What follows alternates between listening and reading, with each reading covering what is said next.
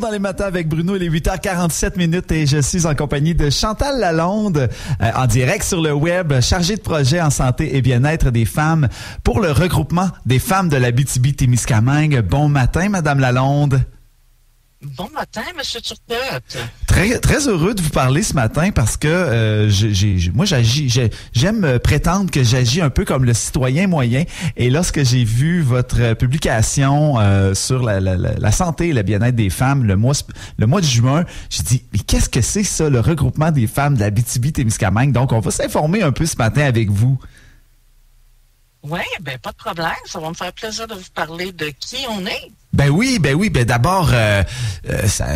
Peut-être c'est parce que je suis pas une femme que je connaissais pas ça. Ça fait combien de temps que vous êtes actif en Abitibi-Témiscamingue? Ben, on a été fondé en 1983. Et puis, c'est normal que vous connaissiez pas ça. En fait, on n'est pas tant connu par la population parce que on n'offre pas de service en tant que tel à la population. Nous, c'est surtout la défense de droits qu'on va faire pour nos membres, parce qu'en gros, on est un organisme régional, on fait de la concertation et des actions. Puis notre mission, c'est de défendre et promouvoir les droits des femmes, puis d'agir sur les enjeux en conditions de vie des femmes. On a comme mandat de représenter nos membres, puis d'agir comme parole en matière de conditions de vie des femmes de l'Abitibi-Témiscamingue. Donc, c'est ça, on a des membres, on a des groupes membres, entre autres les maisons d'hébergement en violence conjugale, les CALAX, donc des groupes pour femmes. Et on a aussi des membres individuels. Et puis, donc, c'est ça, nous, on va faire surtout de la représentation politique auprès des décideurs. Donc, vous êtes financé par la communauté? Comment ça fonctionne, votre fonctionnement? Hey, c'est une bonne question. On posera cette question-là peut-être à votre directrice régionale. Votre cordeau. Plus que moi. Mais non, c'est pas par la collectivité, là, par exemple. OK. Bon, puis là, donc, si je comprends bien, on peut s'abonner, on peut devenir membre pour recevoir, par exemple, les publications régulières que vous faites.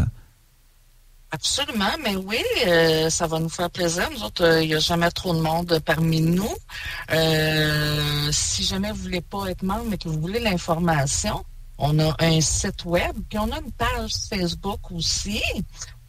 Donc, vous pouvez aller voir Regroupement de femmes de l'Abitibi-Témiscamingue. Vous allez trouver tout ça facilement. Parfait. Bon, là maintenant, ce qui nous intéresse particulièrement aujourd'hui, c'est les actions ou les publications que vous faites là pour le mois de juin, spécialement vous en tant que chargé de projet. Donc, vous avez un mandat au mois de juin. Qu'est-ce que c'est ce mandat-là? Ben, en gros, ce qu'on voulait faire, nous, c'était... Comment je pourrais dire ça?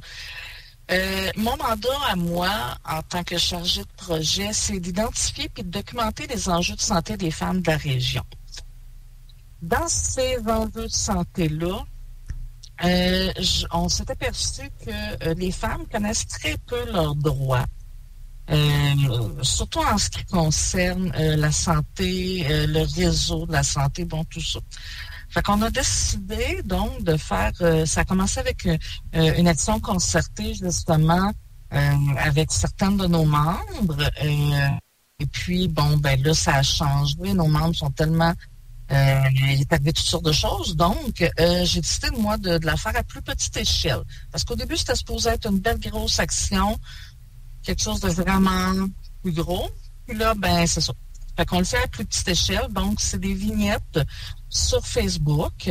On a commencé ça le 28 de mai. Donc, le 28 de mai, c'est la Journée internationale d'action pour la santé des femmes. C'est pas tout le monde qui connaît ça. Ça a été fondé en 87 au Costa Rica. Puis ça visait la prévention de la mortalité durant les accouchements. Là, ça a évolué avec les années. Puis là, maintenant, c'est pour divers aspects de la santé des femmes, donc la féminisation de la pauvreté, l'accès à l'avortement légal et sûr, et les droits. Mm-hmm. Donc, ça tombait comme pile dans ce qu'on voulait faire. Donc, c'est une campagne qu'on appelle « Connaître mes droits », c'est prendre soin de ma santé. Notre but, ben, c'est d'outiller les femmes de la région. Puis, comme je l'ai dit, on va publier sur Facebook des vignettes informatives. Et quel genre de vignettes, là, quel genre de conseils qu'on peut retrouver sur ces vignettes-là, par exemple? Ben, c'est des vignettes très simples que je les fais un peu sous forme de bande dessinée. Où est-ce qu'on retrouve 3 cases. Donc, tu as la première case où est-ce que tu as une femme qui dit, bon, ben, j'ai telle problématique. Dans la deuxième case, tu as comme soit une amie, une conseillère, bon, peu importe, qui dit, ben, tu sais, pour ça, tu as tel droit. Et dans la troisième case, là, j'ai mis vraiment la nomenclature de la loi en question qui nous dit qu'on a ce droit-là. Très intéressant. Et là, dans le fond, est-ce que vous prenez un peu la place, là? Il y avait à l'époque le comité du droit des usagers en Abitibi-Témiscamingue. Et là, j'ai le sentiment que c'est spécifique aux femmes. Est-ce que c'est un peu ça le mandat? Et pourquoi faire un regroupement pour la santé, spécifiquement pour la santé et bien-être des femmes, si je peux me permettre? Ben non, je ne prends pas la place des comités des usagers. Au contraire, et toutes les personnes qui s'impliquent là-dedans font un travail absolument merveilleux. Mais comme vous l'avez dit, nous, c'est un regroupement de femmes, donc on voulait y aller avec un côté pour les femmes, un côté féministe, donc de parler aux femmes, par les femmes, tout simplement.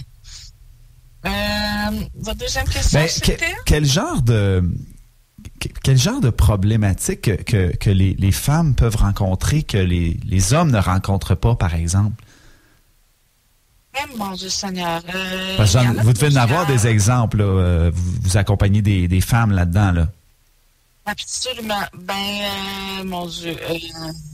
Par exemple, les douleurs chroniques. Il y a beaucoup de femmes qui vivent des douleurs chroniques et qui sont pas crues par les spécialistes. Oui, croire. Mm-hmm. Donc, c'est ça. On va se faire dire souvent, ben c'est dans ta tête. T'imagines tout ça. Il y en a même qui se sont fait traiter de folle, bon, tout ça. Et, entre autres, l'endométriose, je sais pas si vous connaissez ça un peu, mais les femmes qui ont ce problème-là ont des douleurs absolument épouvantables. Et il y a très peu de soins qui est offert parce que c'est très long à faire le diagnostic parce qu'on connaît pas tant ça, parce que la douleur est pas reconnue non plus. Donc ça, je dirais que c'est une grosse problématique, là, vraiment d'être cru pour nos douleurs. Nos douleurs sont réelles. Ben, très bon exemple. Et là, je suis certain que moi, je suis très curieux et j'ai aussi accompagné ma femme là, dans un processus médical dans la dernière année. Puis, des fois, c'est des petites subtilités, effectivement. Puis, on se dit toujours... Ouais, mais tu sais, c'est pas si grave que ça. Ah ouais, mais il doit pas avoir comme... Ou elle aussi, des fois c'est elle, hein, ils s'en rendent pas compte et ils doivent pas se rendre compte qu'ils sont en train de faire telle erreur ou de me mettre dans une case.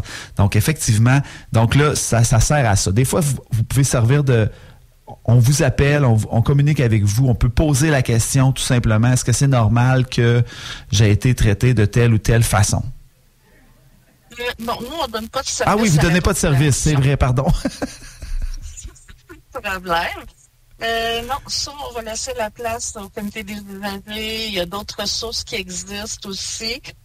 Justement, dans les vignettes que j'ai fait, la dernière qui va apparaître, il y a une petite nomenclature de quelques ressources, justement, pour pouvoir aller chercher de l'aide. Bon, ben parfait. Alors, on va inviter nos auditeurs à s'abonner quand même à votre page Facebook, Regroupement des femmes d'Abitibi-Témiscamingue. Allez voir ça sur le site Internet aussi. Ça fait de nombreuses années que vous documentez le soin et le bien-être des femmes. Très intéressant. Et puis, je pense que vous gagnez encore à être connu. Des fois, on travaille là-dedans depuis longtemps. On pense que tout le monde nous connaît, mais non, effectivement, il reste encore beaucoup de promotions à faire. Merci beaucoup, Chantal Lalonde, d'avoir été avec nous ce matin.